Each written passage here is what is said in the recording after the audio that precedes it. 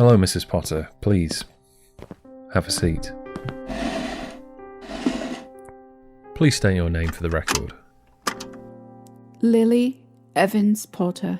Can you tell us when you first began to suspect that there was something amiss with your son, Henry, was it? Harry. I think I realised that something might have been off 3 years ago. Harry was 7. My husband and I, James, had moved from London to this old house in Godric's Hollow. It was a nice Victorian house in a small village.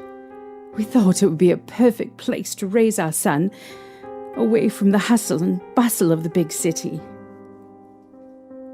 The first night there, I felt like something was off, but I chalked it up to nerves at being in a new environment. Most of our things were still either in boxes or still on their way from London, so the house didn't feel like ours yet. Harry was off exploring the house, and I could hear his little pitter-patter of feet as he explored and played. It all felt so normal. When we all went to bed, I could hear giggling, a child's laugh. I thought Harry might still be awake, but I went to check on him and he was fast asleep in his new room. I assumed that my ears were playing tricks on me. It was the wind, I don't know. I went back to bed and I tried to ignore the sounds I'd heard. What did you hear? Tapping on the windows. 3 taps in quick succession, like tap, tap, tap, one after the other. I assumed it was the wind brushing a tree branch into our bedroom window, but there's no tree there. I didn't know what to make of it. And creaking, like the house was settling. I didn't get any sleep that night, and James brushed off the sounds I'd heard as being uneasy in a new house. He went to work that next morning and left me alone with my son. But you don't think it was simply that, the unease of being in a new home? No, it couldn't have been just me. I was downstairs, unpacking the kitchen boxes, and Harry was in the front room playing with a few hand-me-down toys that I'd kept for him from my childhood. I could hear him talking to someone, and that same laugh I'd heard the night before, it was there. I turned around when I heard it, but then... What happened next, Mrs. Potter? Oh, I turned back just in time to see the stack of plates I'd just put away fly off the shelf, literally. It shot a foot away from the cabinet and they all crashed to the floor. I heard Harry scream and come running, and he started apologising to me. "I'm sorry, Mummy, I'm sorry. He didn't mean it," he said. He said it was his friend, Toby. He said his friend got upset when Harry told him he was to return to primary school as soon as we were settled.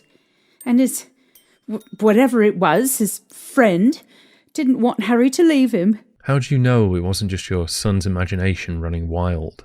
Kids invent imaginary friends all the time. This isn't something new. It just seemed like something more. I can't explain it. The dishes, Harry's reaction, it just seemed too coincidental to me. Just an imaginary friend or a wild fluke. Later, after I'd cleaned up, Harry came to me when I was on the sofa, having a lie down with one of my favourite books. He climbed into my lap and started asking if he was in trouble.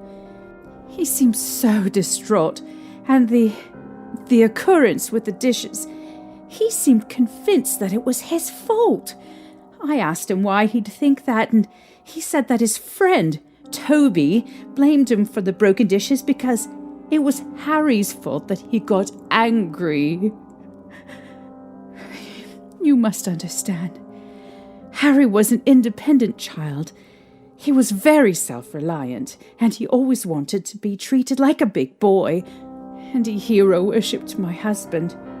The last time he crawled into my lap like that was maybe when he was 3 or 4. It was very out of character for him. And what did your husband have to say about the incident with the dishes? He didn't believe me. He said the cabinet was uneven and the plates slid out. He brushed off Harry's friend as nothing more than a typical kid's imaginary friend. What happened next? The very next night, I heard the tapping again and the creaking, and I swore that I heard a child's voice speak. What did the voice say? It said, "I don't want to go to sleep."